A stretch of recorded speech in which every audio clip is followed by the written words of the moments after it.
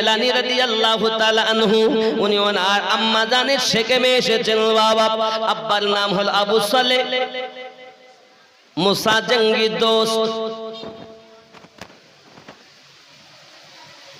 ও সোনামানিকেরা ওনার বিষয় আপনারা শুনেছেন উনি আপনার নদীর কিনারাতে আপনার দাসলা নদীতে একটা সেব খেয়েছিলেন আপেল এক আপেলের জন্য 12টি বছর গোলামি করেছেন আব্দুল্লাহ সুমাই কি বুঝলেন তিনিও আশিক ছিলেন আল্লাহর ওলি ছিলেন যে একটা ফলের জন্য যদি উনি না খেতেন তো ফলটা তো পচে যেত সরে যেত এ তো খুব অপরাধ নয় তারপরেও তিনি এক ফলের জন্য